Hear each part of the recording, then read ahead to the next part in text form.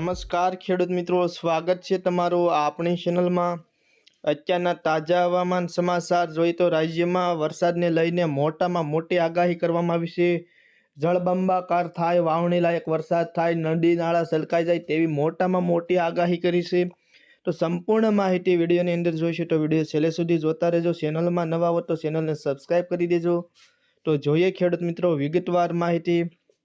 તો રાજ્યમાં એકાએક હવે વાતાવરણમાં પલટા સાથે વાદળો બંધાઈ રહ્યા છે અને કેટલાક સૌરાષ્ટ્રના વિસ્તારોમાં ખેતરો બારા અને નદી નાળા છલકાય તેવા વરસાદના એંધાણ જોવા મળી રહ્યા છે। સાથે દક્ષિણ ગુજરાતના કેટલાક વિસ્તારોમાં પણ અત્યારે વરસાદી માહોલ જોવા મળી રહ્યો છે। દેવભૂમિ દ્વારકા તેમજ સૌરાષ્ટ્રની વાત કરીએ તો સૌરાષ્ટ્રમાં ભાવનગર, મહુવા, પાલીતાણા, જૂનાગઢ, દ્વારકાની આજુબાજુના કેટલાક વિસ્તારોમાં, આ બધા સૌરાષ્ટ્રના વિસ્તારોમાં સારો એવો વરસાદી માહોલ જોવા મળી રહ્યો છે।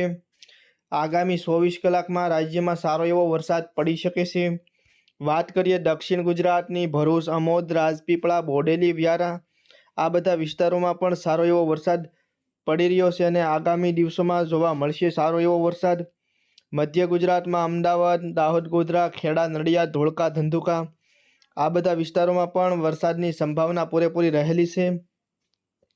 કચ્છ જિલ્લાની વાત કરીએ તો ખાવડા, નલિયા, ગાંધીધામ, રાપર, ભચાઉ આ બધા વિસ્તારોમાં પણ વરસાદી માહોલ અત્યારે જોવા મળી રહ્યો છે અને વરસાદી માહોલ બનવાની પણ સંભાવના રહેલી છે।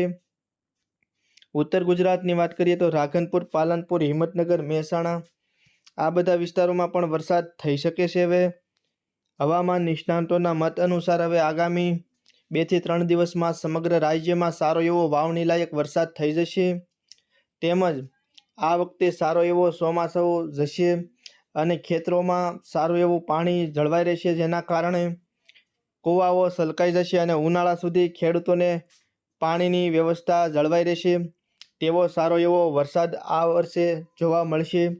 તો ખેડૂત મિત્રો, આ હતા અત્યારના તાજા હવામાન સમાચાર। વિડીયો ગમ્યો હોય તો ચેનલને સબસ્ક્રાઈબ કરી દેજો।